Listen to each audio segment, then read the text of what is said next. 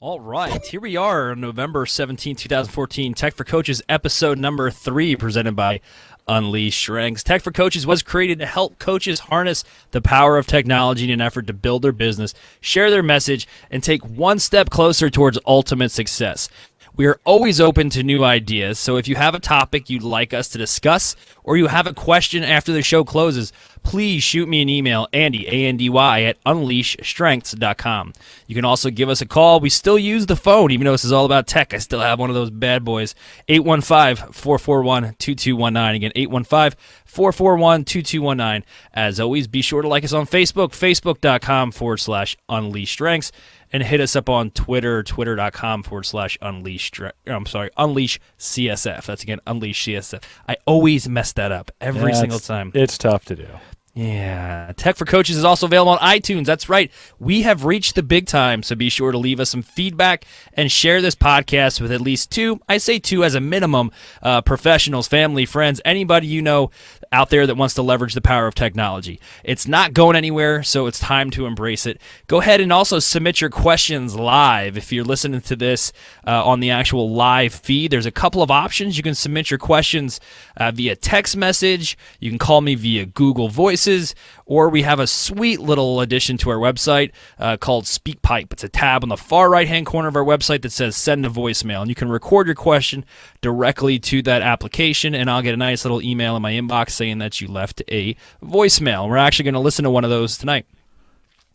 And always, Andy at unleashstrengths.com if you want to give me a ring, and we can get started with this awesome tech podcast. We've been getting some good feedback about this podcast, Jim. What do you think? Yeah, I like it. And you're going to show me up with all these different ways to contact you. I mean, it's like we don't have that many, so I'm going to have to get to work on some of those ways to get to be contacted. Yeah, I'm actually pricing it out to see how much it costs to put my domain name on the moon, so that you can actually. No, I'm just kidding. Just go up there and drag your feet around, you know, and it'll stay there forever, apparently. Yeah, if you do it that way. So.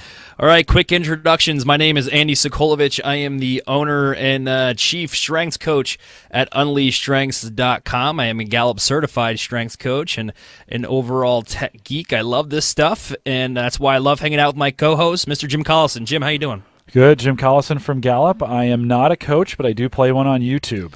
Yeah. Yeah, you moonlight as one. That's my new tagline for this show, by the way. I am not a strengths coach, but I do play one on YouTube. Yeah, absolutely. I'm sure you got most people fooled when they hear you talk about strengths. Yeah. Well, you know, being around the Gallup environment and being a manager for them, you can't not be kind of a coach, right? We talk it every day, so yeah, it's one of those things that you pick up a lot. You know, you learn a lot, and so. Have I gone through the certification program? I have taken the 1 2-day course. I haven't done the full accelerated. I did record the coaches. We have a 1-hour prep exam for the test, and I did record that. So that's got to count for something, I would think. So yeah.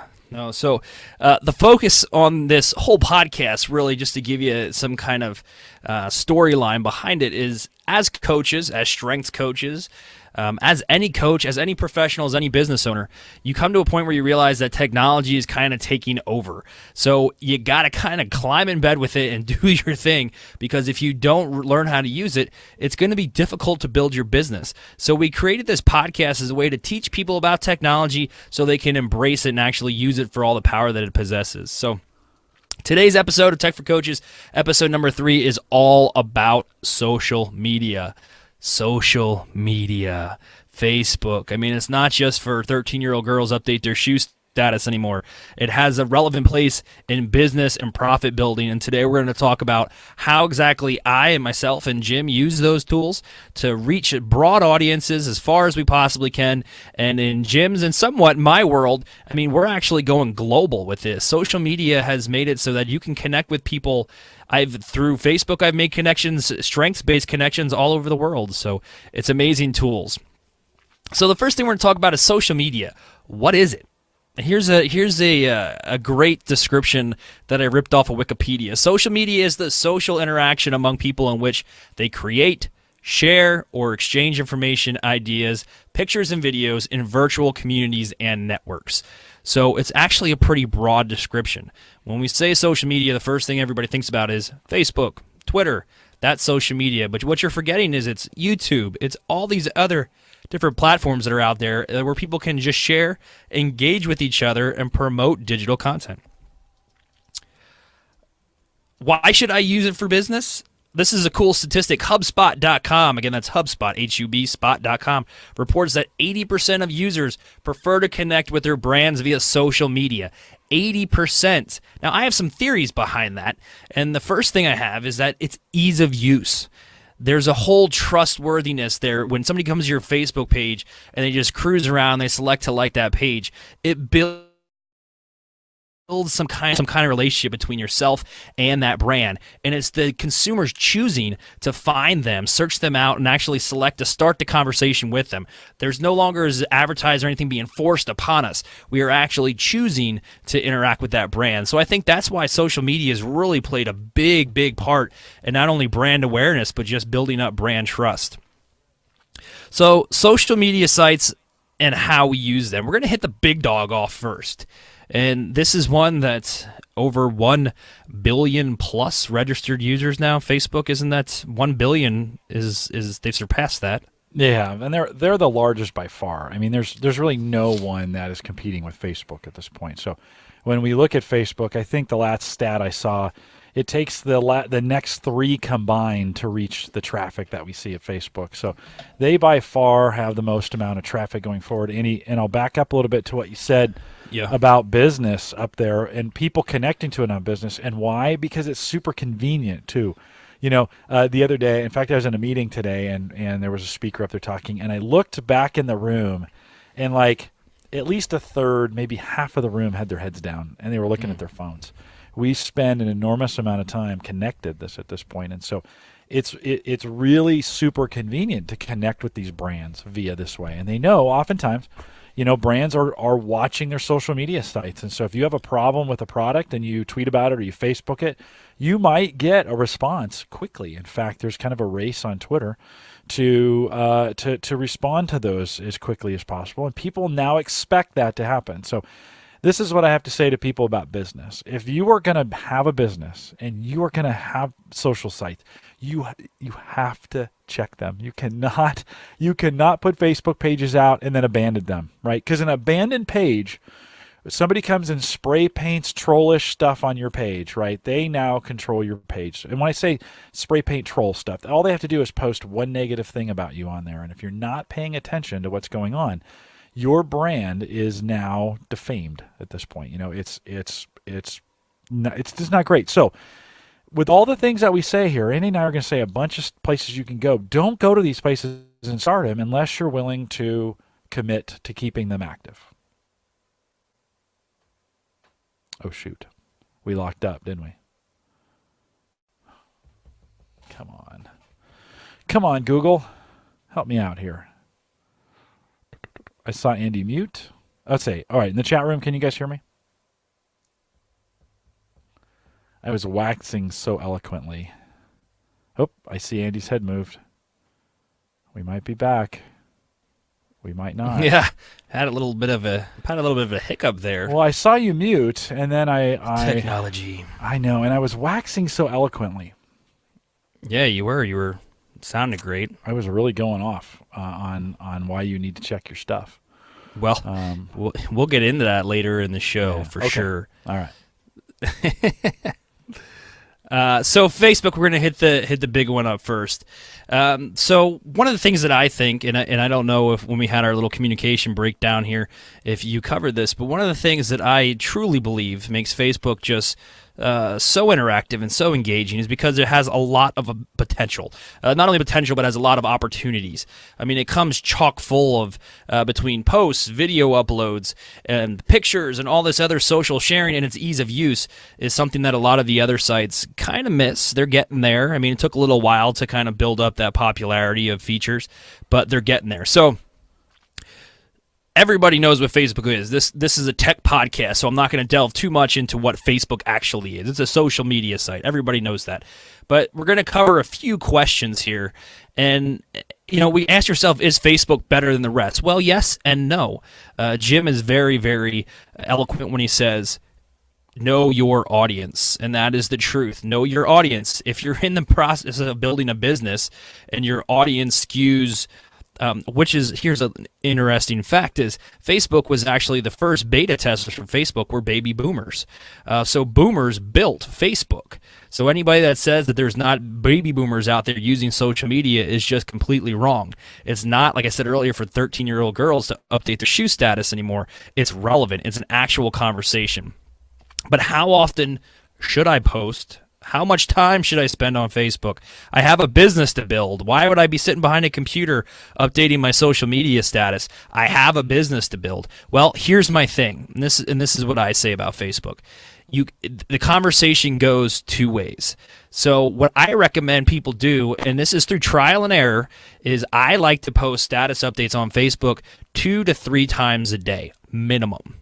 And the reason I do that is because, again, you don't know when your information is going to be shown to those people on their timeline. It's chronological. It's based on when you posted that. So Facebook comes with so many cool little analytics that you can use for Facebook for Business that you can actually tell when people are engaging with your page on Facebook. You can tell when your target audience is actually using Facebook. So the people out there that say, don't post more than once a day, doesn't mean that you can get on at 8 a.m. and shoot out a post and expect people to see it. So again, know your audience. But my recommendation, Andy, is 2 to 3 times a day. Now, one of the cool features we'll go through in a second here is that you can actually schedule out your Facebook posts. And a lot of people do not know that. You can schedule out your Facebook posts. If you go to facebook.com and you go to create a post, there's a little clock that's down there in the bottom leftish hand section of the post that you're creating. You can click on that and actually select the date and time that post will be available and seen by your audience on your timeline. So what that means for any individual that says, I don't have time to use Facebook for Business, it means if you have 15 minutes in the morning when you're waiting for your coffee to cool down and you're eating that gigantic glazed bear claw, stop for a second and create 3, 4, 5 posts and schedule them out throughout the day. And then sit back and look at the traction. Look at the engagement you're getting from those posts. If the one that you put out at 5 p.m. Central Standard Time seems to be getting the most engagement, the most likes, the most shares, the most comments, I think you're onto something there. And then you can target your postings a little bit closer to that time.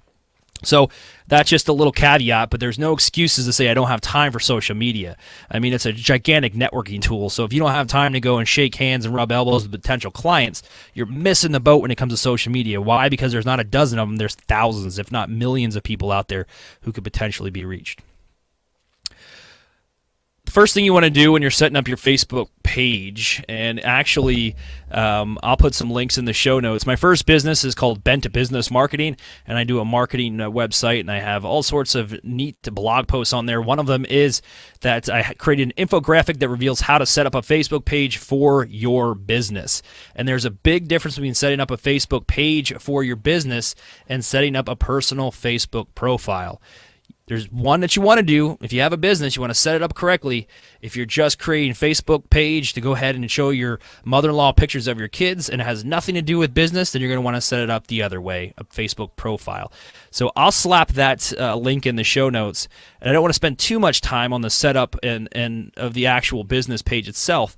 But I do want to let you know a few key numbers and concepts that you have to know when you're setting up your page. Facebook is all social media, and Jim, feel free to jump in here whenever. I could talk about this stuff for days, actually. Yeah.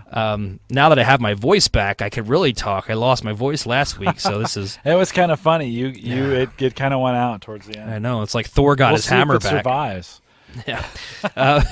So a few things. I want you to grab a piece of paper and a pen right now, and I want you to write down these numbers. I'm going to be talking about dimensions for Facebook photos. And your Facebook profile page could be the very first time that a customer runs into you, the very first time that they see a presence of your business online. And the last thing you want to do is have this picture that's cut off on the left, cut off on the right, your telephone number's chopped off, you have an incomplete profile, so you got to make sure that you're creating those images using the correct dimensions to make sure that stuff all fits.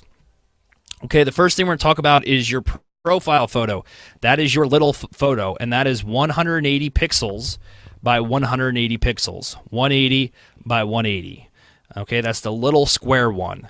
That's an important picture. Why? Because every time you comment on an image, every time you share an image, every time you get involved in a conversation, that's the picture that's being seen.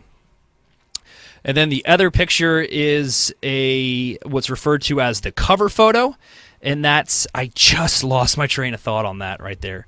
I That's know right. that. While you bring it back, Yeah. let me jump in real quick. So, as you're thinking about these photos, Andy turned me on to this really awesome site called Canva, canva.com. And they actually have the templates for all the various sizes you need for all the various social networks. So as I'm looking through here, there's an album cover, 1400 by 1400. Now, that's a big photo, but you want to get it big because you're going to use it 14 by 14. You're going to use a 600 by 600. You're going to use a 300 by 300. And you can just take that 14 and begin to drop it down into the various sizes, right, and get what you need. It's got some other odd sizes as well, and you probably want to get your graphics in most of those sizes. Once you have them done, you've got them done for all your social sites at that point. You can stick them in a folder somewhere, preferably somewhere on the web where you can get to them from anywhere. And then whenever you come across these various sites, because every site you sign up for wants some kind of profile picture, and you decide, here's the one I'm going to put. I'm going to be consistent with my profile picture. And you'll have one of those sizes ready. So there's a whole list there at Canva, and I'd recommend you go out there and make each one of those for each one of the templates that they have. Yeah.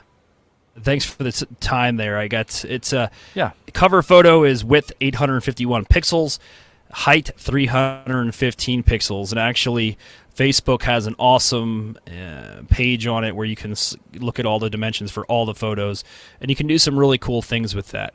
So I'll make sure I put that in the show notes as well. Yeah, and I would So that's some recommend. good I've stuff. done a lot of graphic stuff, and I recommend if you're going to use a graphic designer, get that thing as big as you possibly can to begin with. It's easier to crunch it down than it is to make it larger. So if you can get it in gigantic pixel dimensions, 2048 would probably be as big right now. Would probably be as big as you need it for most of your applications. But again, get them as big as you can. Easier to shrink them down to some point than it is to blow them up. Yeah. And for all of you out there that are hearing us say the word pixels, we're not referring to any like pixie dust. I mean, pixels is the dimension of the actual image in a pixel format. Yeah, think it like inches, but they're much, much smaller. And just on the same note as images, there are two tools that I recommend. Jim already mentioned one of them, Canva, C-A-N-V-A. Again, that's C-A-N-V-A. Has everything that you need in there for to go ahead and create awesome images for Facebook. But then the other one is PicMonkey. And then that's P-I-C Monkey, M-U-N-K-E-Y. PicMonkey is a free service unless you opt in for their annual plan, and you get some more fonts and some more selections of templates and things like that. But that's another great website you can use to create some amazing images for your social media sites. Again, social media images for all social media websites, not just Facebook. We decided to add it in here because I know our listeners might trail off, and I want you to get all this information right off the bat. Another great place to go to create, and we mentioned this on our last episode, to create some amazing, cheap options for graphic design artwork for your social media sites is Fiverr. Again, that's Fiverr.com. Fiverr is a website where people will do things for $5, but it's really focused on marketing, graphic design, web development. A great resource. Go and check it out. And then always watermark your images. If you're putting images on social media, you're putting images on Facebook, this is how it's going to happen. You're going to say, oh, I got this great image. I created this image for my strengths website. I created this image for its strengths based or it's theme based, and I'm going to load it up on Facebook, and I'm going to share it with the world. And the world suddenly takes notice, and then it gets shared once. It gets shared twice. It gets shared 3 times. And once it gets shared around 10 or 15 times, the credit for that photo is no longer going to come back to you. It's gone. Bubba shared it, and then Jane shared it, and then now that information is gone. So the way we watermark our pictures is so when somebody sees that image and it's been shared 15, 20 times, they still have our domain name, our URL, or our website, or our business name at least, still embedded somewhere in that picture. There's several easy ways to do this. You can use PicMonkey, or you can use Canva, or there's actually a mobile app that I like to use called Photo Marker, and I'll put that in the show notes as well. PHOTOMARKR, Photo Marker, MARKR, no E. And that's a really good tool. You take an image with your cell phone, boom, you want to load it up on Facebook. You open up Photo Marker, you import the image, and then with your finger, you can just sign your name in there. You can upload a watermark. Just make sure that information is coming back to you. Still, and Andy, that watermark can just be your website, right? That would Correct. be ideal in a lot of cases. It's just it doesn't have to be across. We think of sometimes a watermark, across the picture this way. If you're watching me on video, this way. It doesn't have to be that way. It can be at the very bottom with a very nice, just little your website here. Yeah, absolutely. And then here's a little Facebook centric, I guess, a non-spammy rule that they have is if you upload an image and you try to, if you upload an image to your cover photo, the large image on your Facebook profile, per Facebook's rules, they do not want that image to contain more than 20% text. Now, they actually have some tools out there through Facebook that you can use to determine whether or not your image consists of 20% text. Also, if you choose to promote an image, you're going to actually pay money to ensure that that image is seen. There's no more than 20% text. So what I just do is eyeball it. And the reason they do that is because they want to maintain the kind of social atmosphere of Facebook, and they don't want people turning their cover photos into gigantic billboards. Filling it with all kind of text, and it's just no longer an image, it's just a gigantic message. So no more than 20% text. I get dinged with this actually quite often, like a couple times a week, because what I'll do is I'll create an image to promote something for one of my clients or myself, and I will actually pay Facebook $5, $10, $15, $20 to make sure that message gets maximum exposure, and then I'll get a little notification back that says, sorry, Andy, your picture was not promoted because it contains more than 20% text. I don't get a bill in the mail. The feds aren't coming to knock at my door, but it's something that you got to realize, because I'm sure if I do it often enough, eventually they may ban me. So keep that stuff in mind.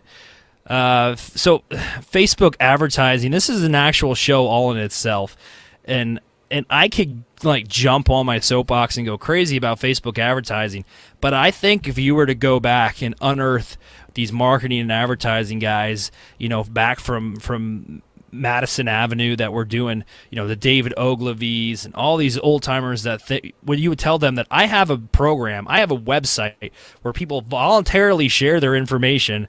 There's no reason to do demographic research. They're voluntarily telling you what food they like, what soda they like, what books they read, what TV stations they want to watch, what channel they watch the most. And I have that, and it's free. Those guys would drop dead. I mean, they would never believe that something like that existed. But that is Facebook. It's a marketing powerhouse. And through Facebook advertising, you can secure leads or reach new sets of eyeballs at such an enormous rate for such a little investment. So I'm not going to delve too deep into that because I'll get excited. And next thing you know, this will be a 3.5-hour podcast, and iTunes will get mad at me. So I just want to tell you how cool it is. So if you want to do some due diligence and research some stuff on your own, get involved in Facebook advertising. Give me a ring if you want some help with it, or chat with me or send me an email, because it really is a dynamic tool. Andy, maybe if we get enough interest back on that, we'll make that its own show. So if you're listening to this and you're interested, contact Andy and say, hey, I'd like to hear more about that. I'll be honest with you, I did advertising in the early days, right? You would get in before they boost, even before they started this concept of boost. And, I'd spend $5 or $10 a day trying to boost some of my podcast stuff. It didn't go very well in those days. We kind of dropped it. They've redone their engine, and they've gotten a lot better. But certainly if you want to promote on Facebook, let Andy know. We'll come back around to it. Yeah, it's an amazing tool. So let me talk about a few things that Go you didn't ahead. cover in there, because there's a big distinction between a page and a group, and what you're intending to do with them is super important. So if you're going to advertise your business, the page is the right place to go. It's not designed for interaction, although you can interact on it, right? People can post things if you choose to let them to, or you can post things there on your page and advertise your stuff. But social interaction isn't the main purpose of a page. It's kind of advertising from that standpoint.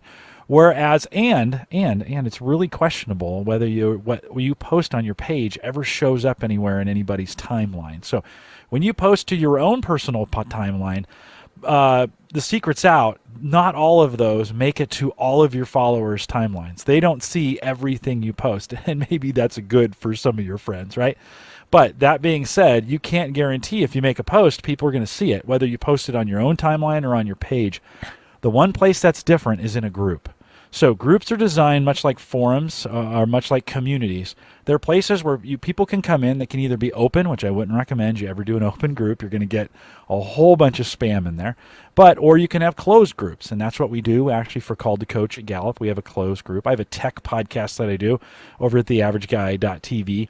We have a tech group for that group, and we close both of them. But inside that group, every single post you make to every single person is guaranteed to be seen by that person if they're in the group. There's no hiding of the posts like Facebook has done. One of the things they've been able to be successful with is charging you for you to show your content to everybody. That's kind of where Facebook makes their money these days. And so, you're wrong, that's what they do. Groups kind of avoid that whole process. And so as coaches, one of the things I encourage you to do is start your own group and begin to invite, keep it closed, but invite people in, approve them in. We have 3,000 people now in our Facebook group on our Call to Coach page and 4,000 on the StrengthsFinder page. And I can guarantee if they go to that group, they're going to see every single post we put out there. And there's incredible social interaction that happens. If you want to establish yourself as an expert inside a group is the best way to do it. So just remember, big difference between groups and pages. How's that? We froze up a little bit again. Okay, we're back. Can you hear me? Why is it always when I'm talking? That's what I want to know. Why is it when I'm talking? Can you hear me? It's getting a little sketchy. Yeah, it just seems to be when I'm talking. Then it kind of maybe the internet gods don't like me. Google's it's that shirt. It's your striped shirt. It's throwing everything off. It's sucking up my bandwidth. So that was Facebook, and just to summarize Facebook, again, the largest by far social media website out there. Tons of opportunities, tons of really cool features. But like Jim said at the beginning, you got to be in it to win it.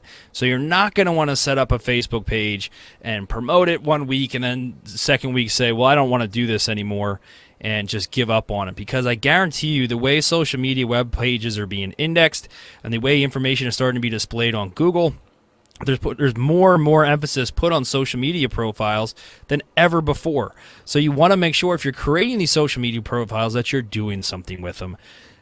So moving on to, I guess we're going in order of most powerful down the bottom of the rank here. We started with the general. Now we're dipping down to maybe a major or so with Twitter.com. So Twitter, love it or hate it, it's out there and it's got some solid traction. And I'm going to let Jim field the one on Twitter because he's got daily experience with the tweets. He's a tweeter. Yeah, we mess around a lot with Twitter. And, is it good? I don't know. It depends on how you decide to use it from that standpoint. 140 characters, bulletin board to the world. There are no such things as a private tweet. I mean, you can direct message. I could direct message Andy, and he can message me back. Those are private tweets. But for the most part, your intention is to do 140 characters out to the world. There's a whole science behind this and the way it works. There's probably the most important thing that you want to take away from this is, can it work? Yes. Do you have to work it? Absolutely. This may be one of the hardest social networks to figure out and to work. But if you figure it out, it can be incredibly powerful. If you figure it out, like Southwest Airlines has figured out Twitter. When customers complain, they get back to them sometimes within 20 seconds. So they've put all the tools in place to search all of Twitter all the time in case anybody sends a hashtag, and the hashtag we'll talk about here in a second, hashtag Southwest Airlines, hashtag SWA, any of their accounts, anything, they are looking for people to complain because they want to get back to them as fast as they can. In your coaching business, this might be an area to watch for trends that are going on. You can have conversations with groups of people on Twitter. It's just really an amazing, very flexible tool. And I see all kinds of people using it in different ways. I see it done for advertising. I see it done for conversations.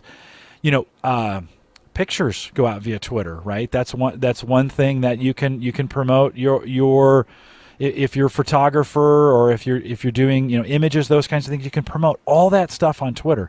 Andy, you and I, we push our podcast players out on Twitter. And so when you create a link, it's smart enough to bring in the Spreaker player, or in my case, Podomatic, or whatever the number of settings. So Twitter is good enough to kind of handle all those things in a very, very short kind of format that's going on. I think Twitter, you either love it or you hate it. I have never found anybody that's kind of wishy-washy on Twitter. They're like, oh, I get it, I love it, I'm into it. When we took over the StrengthsFinder Twitter account back in December, it had 600 followers. And a partner of mine, we've grown that thing has about 8,700 followers now on that. And when we tweet, 8,700 people see it in their tweet stream. Now, do they all see it? Well, who knows? This is the X factor. You don't really know who sees it and who doesn't. But I guarantee you today, this morning, I released a podcast on my tech network, and I sent out a message every single hour that it had gone out for the various sources that were in there. And this afternoon, I got a message back from one of my followers, and they're like, hey, did you mean to tweet out every hour on the hour about your podcast? And so it is being watched, right or wrong. That piece is being watched. And so there's some things to do right on Twitter and some things to do wrong. It really depends on what your audience will tolerate. How often should you tweet? Well, what does your audience expect, right? Who's out there? It's a great way to engage people. You're going to have to give it time, right, from that standpoint. There are some tips and tricks from it. You can't go out there and just follow everybody. They're going to cap you at 2,000 until you get 2,000 people to follow you. So that's a good, I've seen a lot of people go out there and they get stuck at 1997, right? This number of people they've followed because they're just trying to follow people so people will follow them back. To stop that, Twitter is capped at 2,000. So you can't go above that until you get 2,000 followers, and then you can break past that barrier and start working with it. So that's a thing we found this summer as we were growing that account. And I was growing my own personal account this summer with our interns, was that 2,000 limit. You can advertise on it. You can choose to spend money on Twitter and do promoted tweets, which gets your tweet to the top of the deck when people are looking at that on the website or in some site. So you can pay money to do that. That's probably better saved for a conversation like we're going to do with Facebook, where we talk about spending money on these social platforms to get it done. So those kinds of things, you follow people, they follow you, you have conversations, you can advertise things you're doing. We have a little gig going on with StrengthsFinder when I actually follow people with a service that automatically retweets stuff. And so when one of our coaches posts a StrengthsFinder site or their blog post, I automatically tweet it to promote it, and then StrengthsFinder, the account, picks it up and retweets that. And then 10,000 people see that tweet, and we get engagement on it. So that's kind of Twitter in a nutshell. It's something you got to kind of, again, you got to dive in. You got to be in for the long haul on this one. You can't just like in for a day and like, oh, I don't get it. It's incredibly powerful when you get it, but you're going to spend a little bit of time on it. Yeah, absolutely. And you're limited to 140 characters per tweet. Now, a lot of people they're out there and they say, okay, well, I have a website, and my website is www.whatever.com, and the post I'm trying to put is / da-da-da-da-da. So you're saying, okay, well, I don't want to use up 37 characters of my 140 limit with just a link. What do I do?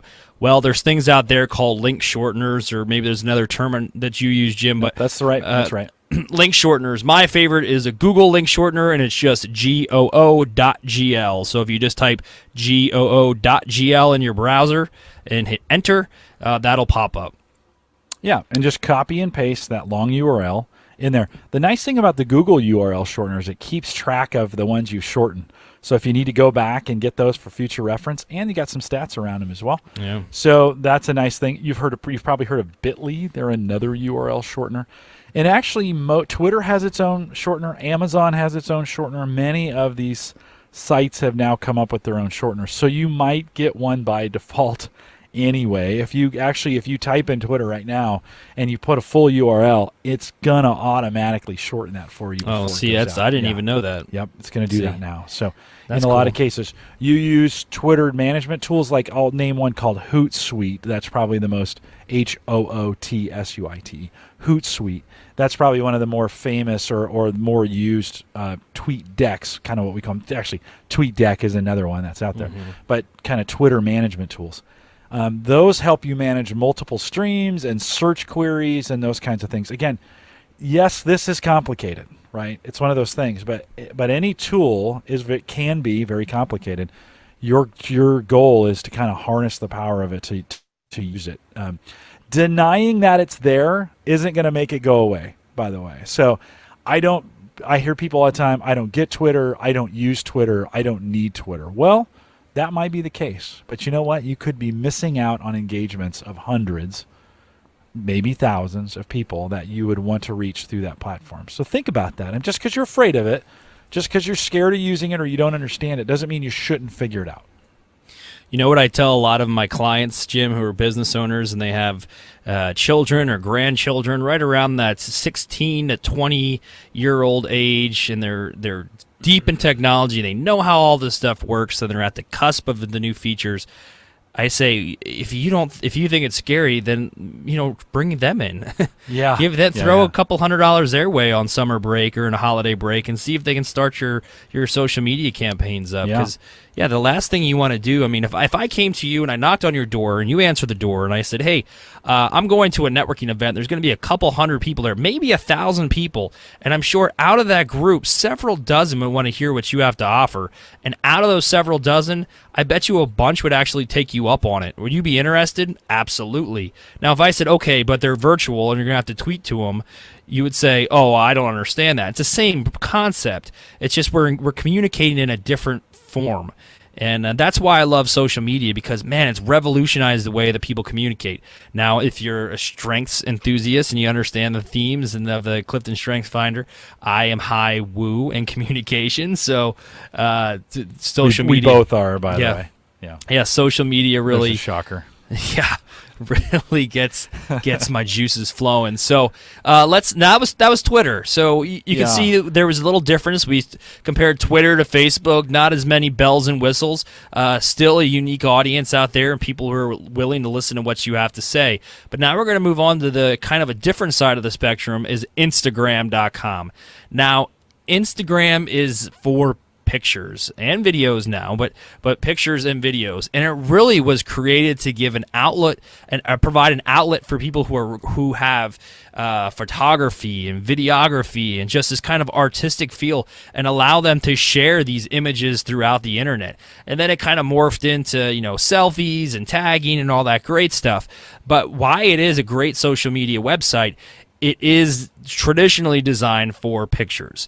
So there's not much you can do in the form of communication without slapping some images in there as well. So it's great for what I've seen it work really well for in the coaching side of things, is taking pictures of a group shot at a training session. The whole class, give them an opportunity to tag themselves, throw in a hashtag for the event name. Also, people that sit there for strength coaches and hold their top 5 signs in front of them that says, strategic, futuristic, woo, ideation, communication, and it's my picture holding a sign. That works well on Instagram. Getting that face involved with the message works really, really well. Andy, you mentioned the word hashtag, and I was going to talk about that when we talk about Twitter, but it pertains to all of these really quick. Hashtag's not magic, right? In fact, many comedians have made fun of it. I think of Jimmy Fallon and Justin Timberlake. They kind of have a whole hashtag deal going on when they talk about that. But hashtags are really just an indicator of a key word. It's all it really is. And a hashtag can be anything. There's no magic to it. I could say hashtag green cup, or hashtag great water, or hashtag love Andy. right? I could put a hashtag in anywhere, right? There are, because though it's hashtagged, it gets searched a little bit differently based on the social platform. You can hashtag on Facebook, you can hashtag on Twitter, you can hashtag on Instagram. You can now, hashtags are being supported in a lot of different places, and you'll see a lot of creative hashtags being used. This is where it gets really weird. There are strategies around hashtags and the way to make them work. And people get super creative with hashtags. I always try and make mine as long as I possibly can. That's just to really annoy people, is all that is when I do that. So that's the hashtag. Nothing magical. If you want to kind of keyword what you're doing. So in this case, maybe you're taking a picture of it's a group who's just gone through a strengths assessment, and you're taking that. You might hashtag StrengthsFinder in that, right? Because that's what they've done. That would be a way for people to come back and find those. You might have a group name in that case, and that'd be a great one to hashtag at that point if your group has a name or your coaching group has a name, some of those kinds of things. You have to kind of think through it, think, how would I tag this picture? That's a hashtag. Yeah, it's and use them sparingly. I will say this. I mean, you do see Facebook posts out there that say somebody's at a local restaurant eating a burger, and it's stopped at this restaurant, bought a burger, hashtag delicious, hashtag bun, hashtag ketchup, hashtag secret sauce, hashtag. So don't get crazy with the hashtag. Yummy. Hashtag yum. But yeah, it is a way to identify, and I actually use it quite a bit in my marketing business just to track the success of a campaign. So in advertising and marketing, you always want to be able to track the success. You want to be able to, ultimately, when I say success, I mean, are you making money on that campaign? Is there a return on your investment? Hashtags are a great way to do that. So back to Instagram, different gets noticed fast. Post images that are eye-catching, that are different, that expose maybe a different angle or have something about them that really just draws people into them. They do well on Instagram. I'll be completely honest. I don't use Instagram personally for business. I dabble in it.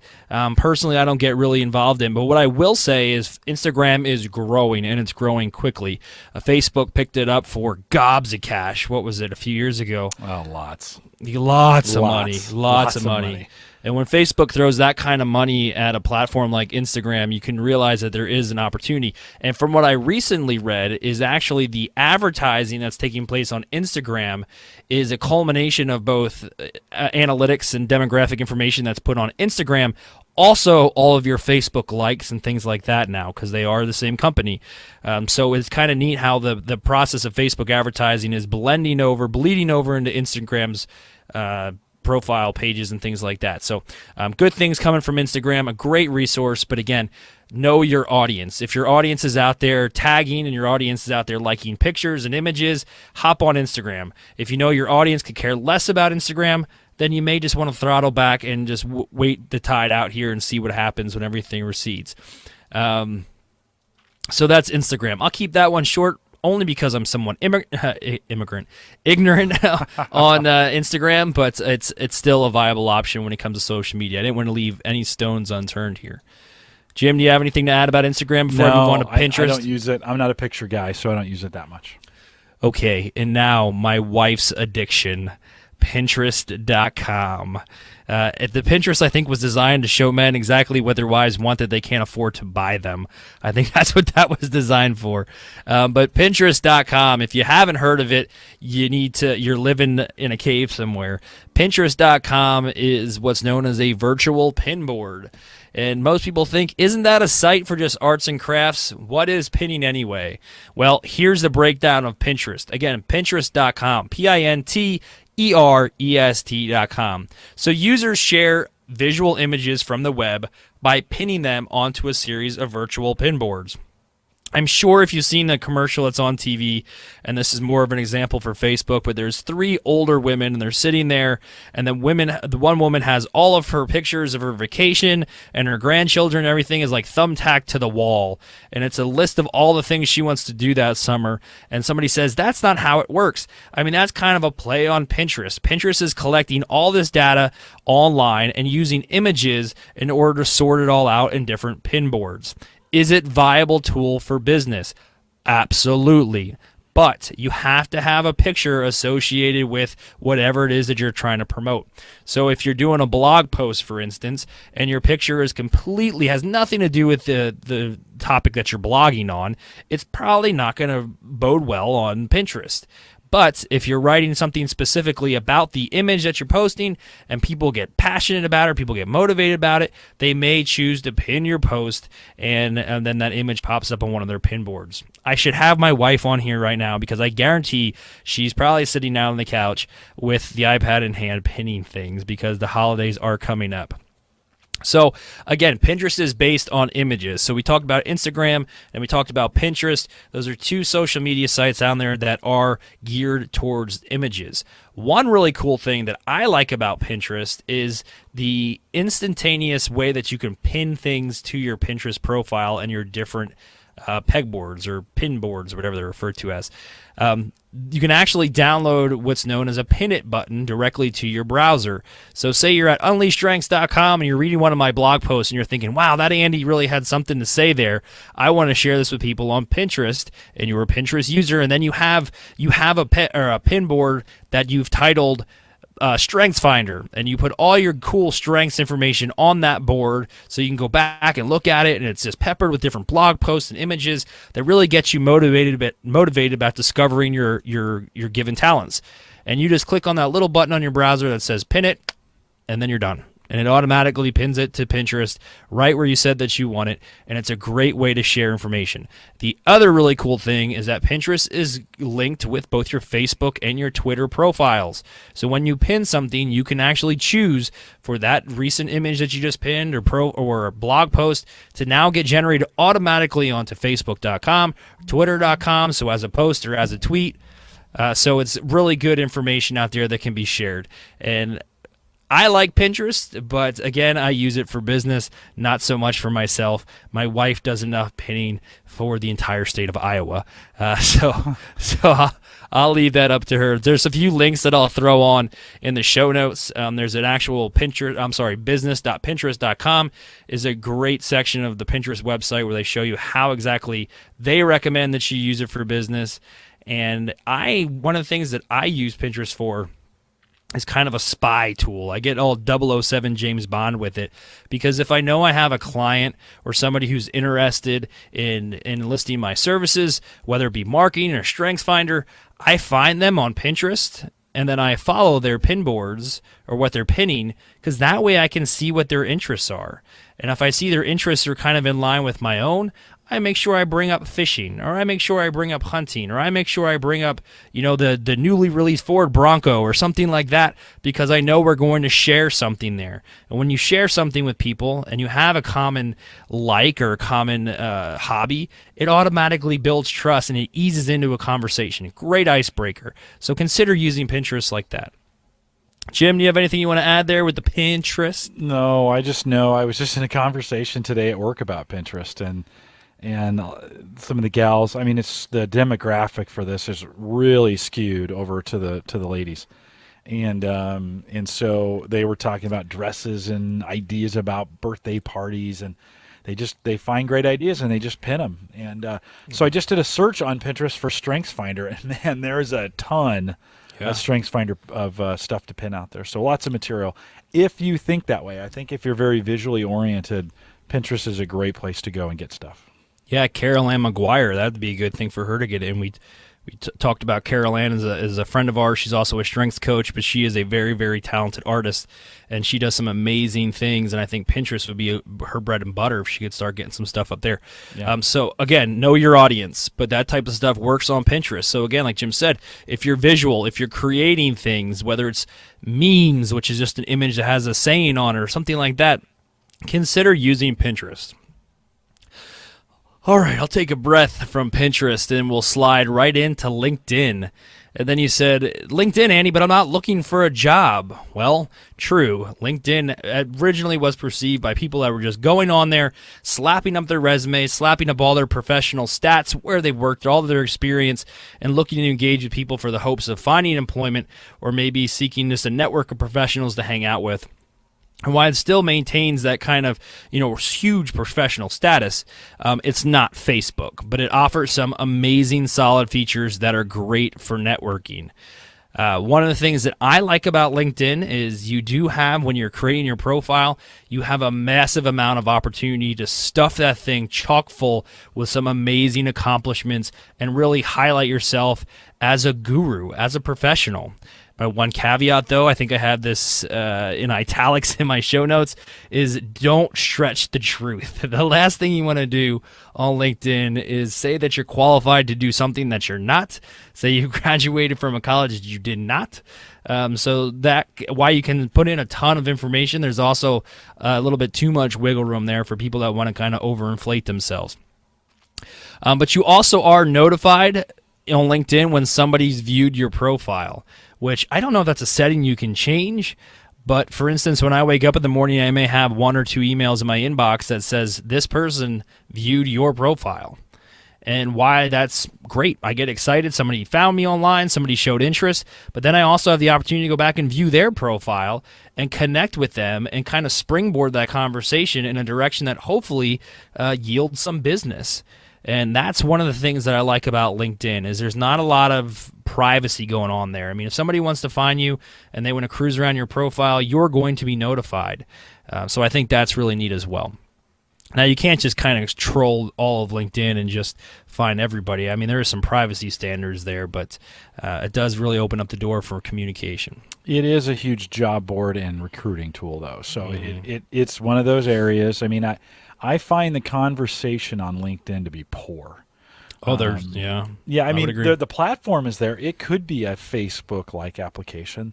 They have everything. They've copied Facebook from a conversation standpoint. You can interact with people and try to have conversations, but that's not really what's happening there right now. It's kind of sad in some ways. LinkedIn, I get more traffic. I mean, man, when I log into LinkedIn, there's a ton of activity. It's all around people posting links and no conversation. So if LinkedIn is good for finding people, it's good for connecting to people. It's good. I sometimes get, people trying to either sell me things or they're trying to get a job at Gallup or some of those kinds of things, and they'll connect to me through LinkedIn.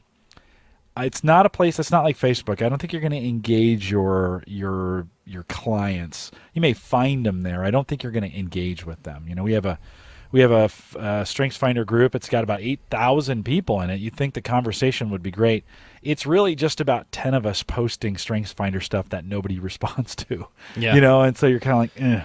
So I don't find LinkedIn to be that great from what I'm trying to do. Again, but you're probably on it. You probably don't know it. You probably set up an account at some point in time. It is good for connecting to people. That's one area, and for the professional end of connecting to people. So, not bad for those kinds of things. Yeah, keyword for LinkedIn is professional. This is not the social media site where you want to go ahead and slap a picture of yourself up there when you were, following Grateful Dead for the last 6 months or something like that. It tends to be more professional. Correct. Yeah. You'll see a lot of professionally taken headshots and things of that nature. So again, know your audience, though. I mean, if you're trying to if you're a strengths coach and you're trying to really focus on those professionals, HR directors, human resource directors, and you're trying to reach those types of individuals, that can be a great foot in the door. Is seek them out. Just do a search for human resources or HR and see who's in your area, and then just connect with them on LinkedIn. Because I can say that I can count probably on more than one hand how many people have approached me and said, "Oh, I ask everybody this. How did you hear about me? Where did you find me?" Which is an important thing to do, and I could go off on a tangent about that, and actually I will, because I think that's very, very important. Everything that we're telling you right now, talking about social media, whether you've been following along and jotting down some notes, or you're just not really hip to the whole social media game, you have to ask people, how did you hear about me? Because you're not going to remember everybody you hand a business card to. You're not going to remember every email you send. You're not going to remember every social media page you have out there. So it's important to ask people, where did you find me? Did you find me on LinkedIn? And I can say more than 5 people have said to me, "Oh, I saw your profile on LinkedIn." And my profile on LinkedIn is really geared more towards my marketing business as opposed to my strength coaching business. Why? Because that's the way I started it, and I just went in there and typed in some stuff about strength coaching, and that was pretty much it. I left it alone. But people do find me there, and it's good for a place for me to represent myself as a professional, which I hope I am. Who knows? I got a flannel shirt on now and a beard, so I don't know, but that's it. So that's LinkedIn in a nutshell. Again, does not have the same pull, does not have the same communication. The conversation's not as in-depth or active as Facebook, but people are out there, know your audience. If they're cruising around LinkedIn looking for professionals to link up with, a good place for you to be. Next, we're going to go into Google+, and I'm going to let Jim take this one over because he's the Google guy. Yeah, and let me just say, I'll do a quick review of this. So this is like Google+ in 1 minute. Google Plus is everything that Facebook is, except it's on the Google platform. So same idea, you friend people, you follow people, you have conversations, you post pictures. There's a lot of stuff going on there. The nice thing about Google Plus is that it integrates with all your Google properties. So if Docs and Sheets and YouTube, and really none of it is really being actively used for the most part by the masses, with the exception of YouTube, right? This is an area we talked about. When did we do video? Did we talk about that on doing video? Was that one number 1 or number 2? Doesn't matter. That was number 2. That was number Deuce. 2. Yes. Doing video, and so YouTube's an amazing platform, and you need Google Plus to make YouTube work well for you. So you kind of have to be there. If you're in the tech community or the photography community, man, there are thriving Google Plus groups that are out there. For everything else, they haven't really made it there yet for the most part. So some people will say Google Plus is a ghost town, Google Plus is dead. Well, depending upon what you use it for, that might be true. We have very vibrant tech communities. I'm part of 3 podcasting communities alone that have 3,000 or 4,000 people in them. So is it dead to me? No, not in this case. So, but you might want to search it to find some groups. They have communities there. Those are like groups in Facebook. They have communities there with thriving people you can connect to and interact with. Just go into it and search through, you probably already have. This is an account that everybody has because they have a Gmail account, right? So if you have a Gmail account, you already have a Google Plus account, go in, search for some people, find some things, find ways to connect to people if your people are there. If they're not, move on. Google Plus is not one of those things that you necessarily have to be a part of. It is mandatory for YouTube. So although, yeah, I'll just say for now, it's mandatory for YouTube. That's Google Plus, probably one of those things you just want to take a peek at.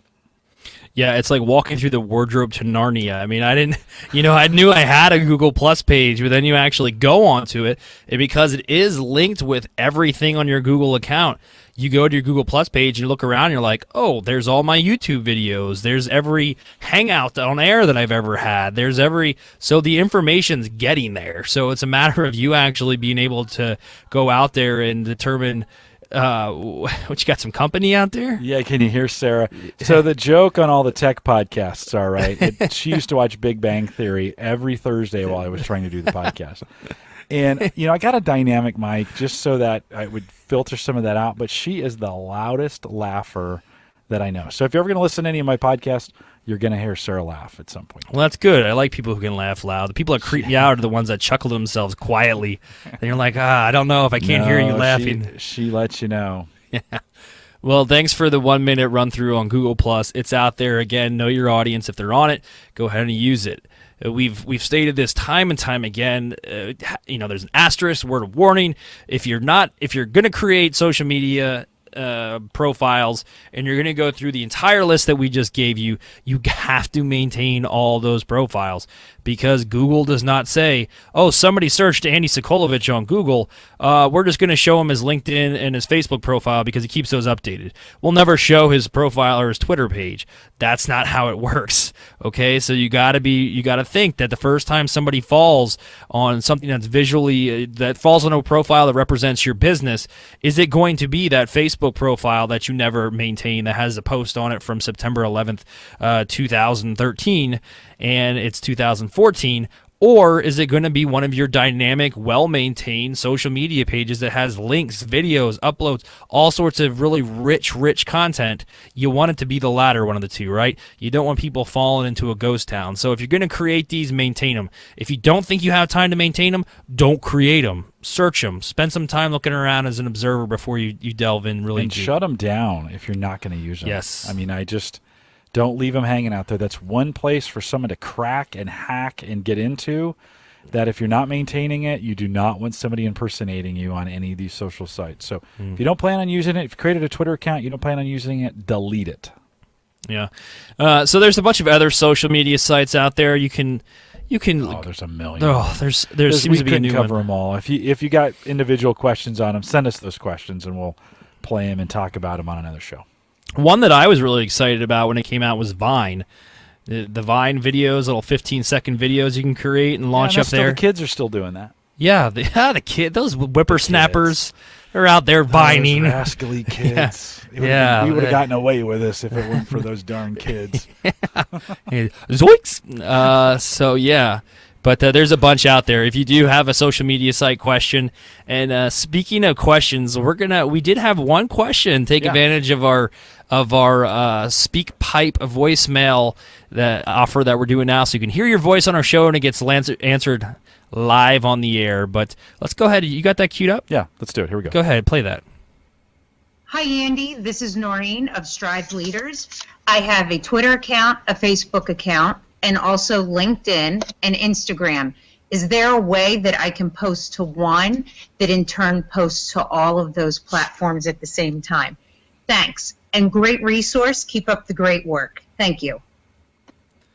Well, thank you, Noreen, for sending in your question.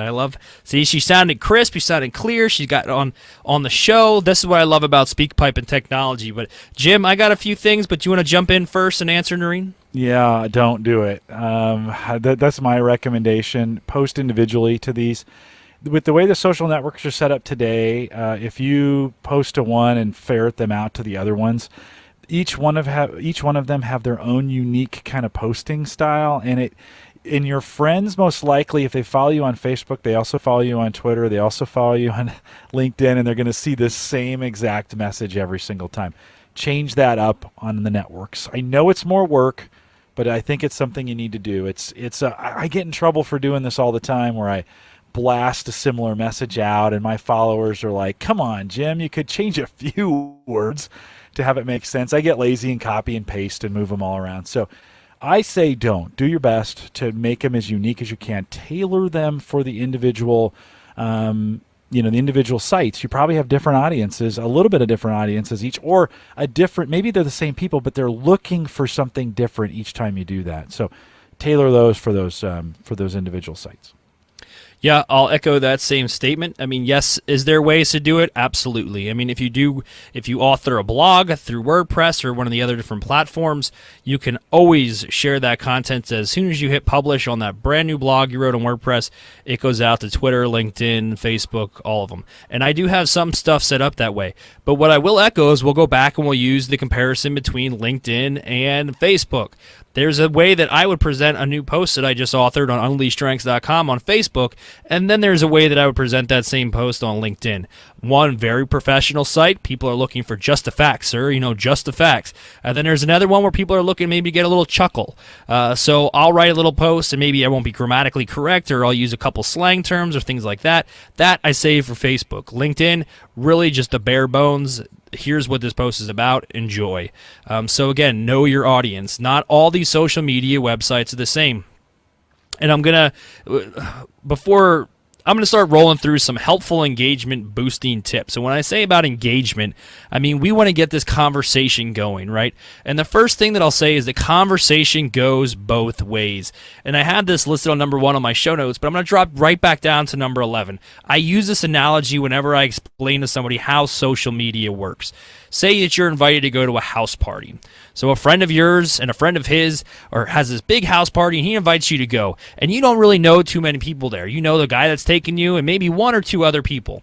Now, you're not going to walk into that house party, and this is what we'll say for business, and this is the analogy I use. You're not going to walk into that house party, and while the music's playing and people are talking, they're sitting back, and they're snacking on some Chex Mix or something. You're not going to walk in there and just be like, hey, everybody, look at me. I got something to sell. I got a trunk full of stuff in my car. Come out and buy it now. Buy it now. It's fire sale. People are going to look at you like you're crazy. They're not going to want to do business with you. They're going to be mad at the guy that brought you there, and they're going to kick you out of the party. But now let's change it up a little bit. And this is what I do when it comes to social media. You go into that party and you start talking to people. You start walking into groups and little groups of people that are holding a conversation. You get involved in that conversation. You throw in your opinion. I agree. I disagree. You start making friends, shaking hands, sharing names, talking about sports that you both enjoy, talking about mutual hobbies, fishing, hunting. And then throughout the night, 2 hours have passed, and you talk to somebody and he says, I have a problem. And all of a sudden, that stuff in your trunk is the solution to his problem. That's a product that you're trying to sell. Now, what do you think is going to happen if you approach that individual and say, hey, I know we just met, but I know you have the same problem as I do. I have a solution. Are you interested in hearing about it? Chances are pretty good that they're going to say, yeah, I want to listen to what you have to say. That's social media. The conversation goes both ways. Nobody's looking to get smacked over the head with an aggressive sales pitch. People are looking for you to come in and take part in the conversation. Jim, do you have anything you want to add to that? Yeah, just let them invite you into the conversation if you can, right? Let them ask you, after they see some of the things you've been posting, let them ask you for advice rather than you giving it to them. Does that make sense? Yeah. I think it's basic human interaction and communication. Yeah. If you wouldn't want somebody to physically come up in your conversation and butt their head in and say something, it's the same applies in social media. Yeah, rock on. One of the great successes that I've had in boosting engagement is asking open-ended questions. Everything, just like Facebook has this algorithm that they use called, what is it called? Something rank. Yeah, it'll come to me in a second here. Yeah, it's an algorithm. Basically, it says if you come to facebook.com/unleash strengths and you click that like button and you select it, say, I like Andy's page, but you never communicate with me, you never post, you never comment on my post, you never share, you never like, you never do anything.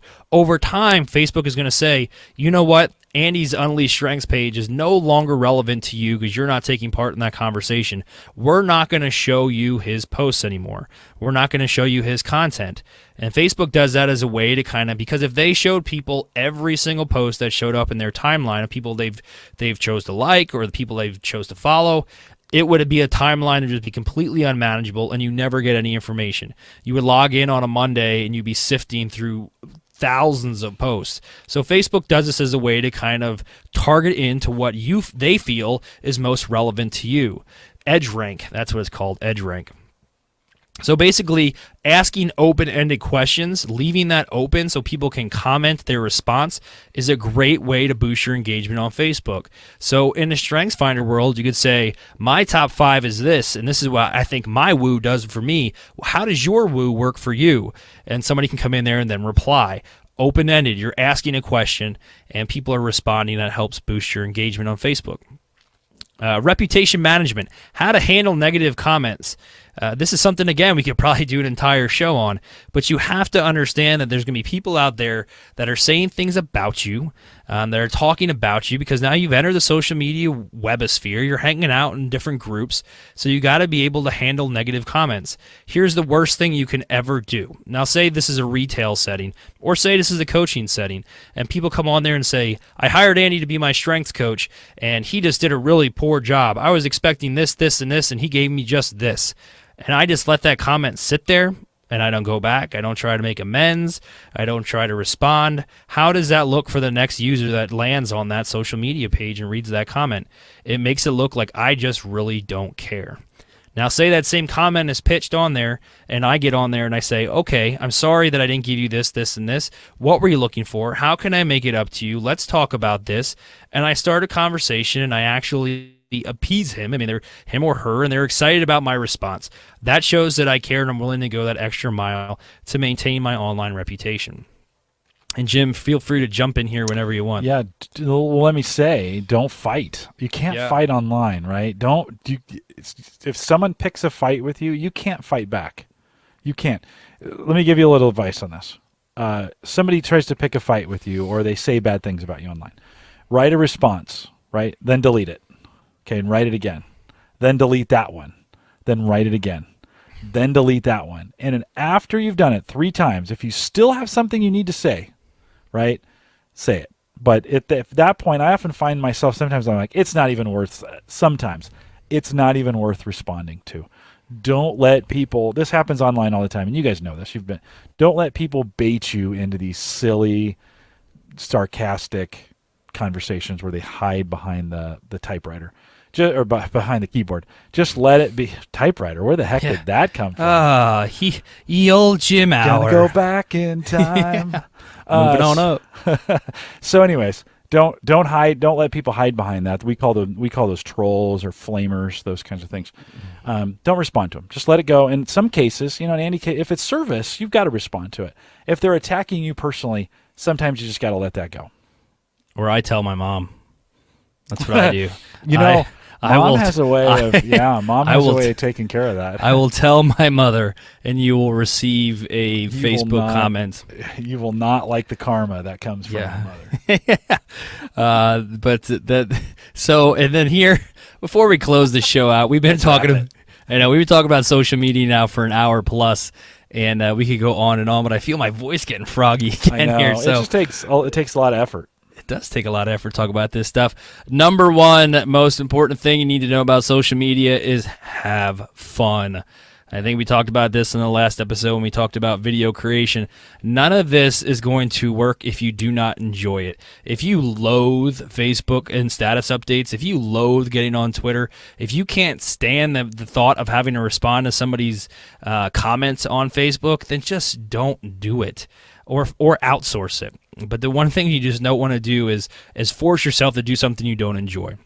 So Jim and I have fun on social media. We like the communication. We like the content. We like being able to share things, and that's why I think it comes easier to us. But if you're not having fun, don't do it. What do you think, Jim? Yeah, no, I agree. It's got to be fun. Sometimes you have to do it for business, right? You just have to, so you got to learn. But if you can do it for fun, if you can make it fun and interesting, I think you'll do it more. Yeah. All right, everybody. Well, today we talked everything social media. We jumped on our soapboxes and we talked a little bit about everything from Facebook, Twitter, Instagram. We hit up, what else? We talked about Pinterest, Google Plus. We covered we covered as many. What not to do. Yeah, we covered as many. Just don't go out and sign up for all of them. Okay, don't do that. Don't sign. One at a time. Hopefully you download this podcast and you listen to this to and from work. So thank you for listening to Tech for Coaches by UnleashStrengths.com. Be sure to send your tech topic suggestions to myself, Andy, at UnleashStrengths.com. And we are on iTunes, so go subscribe and make sure you leave us a comment when you're on iTunes so we can build up some firepower and some popularity on that network as well. And if you like what we're doing, go tell some of your friends and family. There's always that couple people in your circle that maybe need some information on social media, and you say, hey, I just heard a podcast. These two guys, they were talking about Facebook and they're talking about social media, and they had some really cool things to say. So send this broadcast their way. And as always, like us on Facebook, facebook.com/UnleashStrengths, and hit us up on Twitter, twitter.com/UnleashCSF. I got it right this time. Unleash CSF, and the CSF stands for Clifton Strengths Finder, for those of you that aren't in the know. Of UnleashStrengths.com, and thanks for tuning in. Jim, you want to sign off? Good night. All right, that's good night. All right, again, this is Andy. See ya.